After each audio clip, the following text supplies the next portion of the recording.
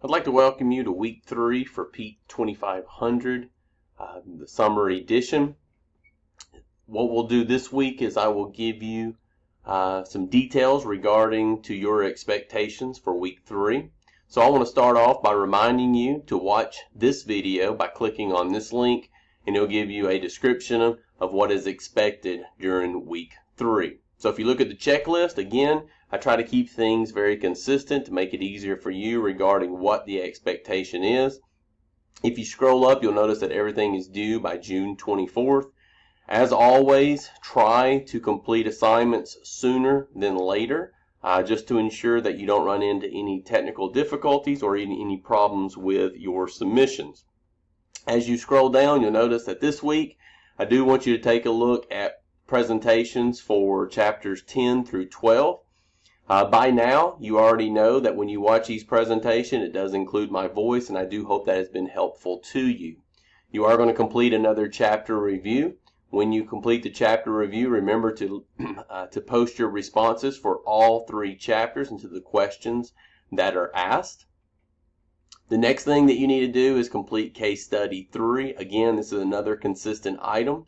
In the first 2 weeks, you've looked at 2 different scenarios and possibilities of things that you may face as a teacher. This week, when you look at case study 3, you're going to notice that it says that an athlete with an excitement for playing and an eagerness to improve, yet destroyed by the personal decisions of a coach. We see this happen all too often, where players generate a ton of excitement for a sport, yet the decisions by the coach or the tactics used by the coach can eliminate that excitement that a child has. And so when you read this story, I want you to respond by answering these 3 questions. Again, this week you do have a 5-minute limit, which is more than enough time to respond to the questions for case study 3. Click here to read the case study. It is a PDF document. Another thing that I want you to do this week, you're going to watch an 18-minute video about John Wooden. Some of you that are basketball fans, you're probably very familiar with John Wooden. He was an all-time great coach at UCLA. And in this video, he talks about some different things related to the sport of coaching. Notice what it says. As coaches, we put a lot of time and effort into planning and developing the overall skills of players. Ultimately, our goal is to maximize the development of our players with the goal of winning a championship. Wooden saw things differently. So after you watch this video, answer these 2 questions. Okay, Coach Wooden discussed 3 simple rules that his dad had for his children. If you could develop 3 simple rules, what would they be? And then finally, toward the end of the speech, he talked about answering the question, who was the best player that you coached? What does his response tell us about coaching? And please give an explanation to your response.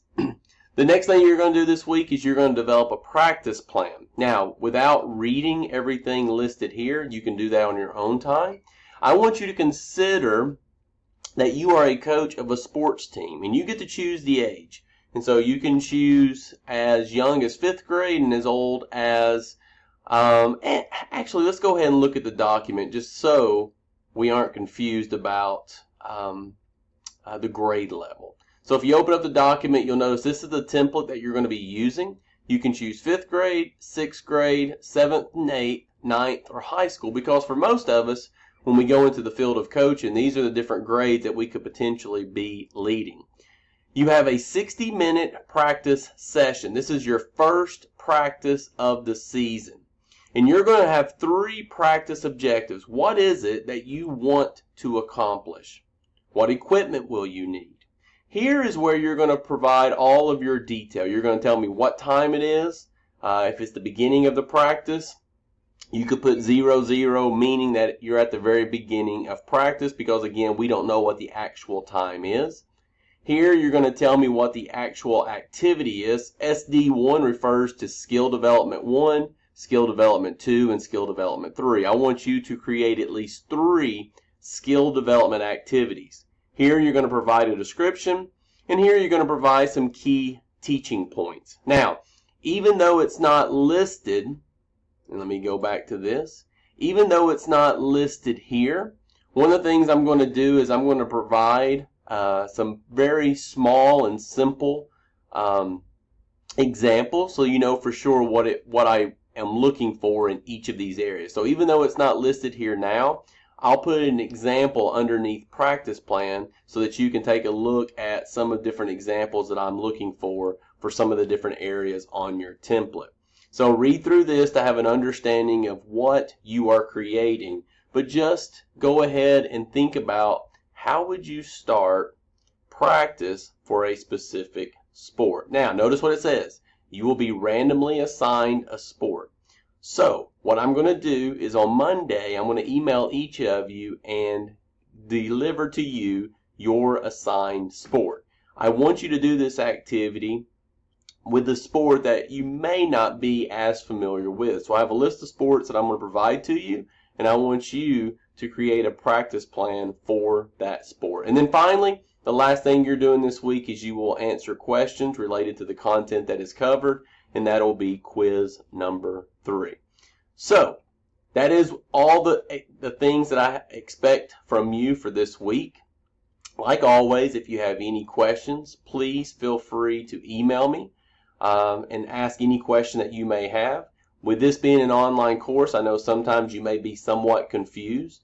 Please eliminate any confusion by sending questions to me so that I can provide some clarity in regards to what it is that I expect from you.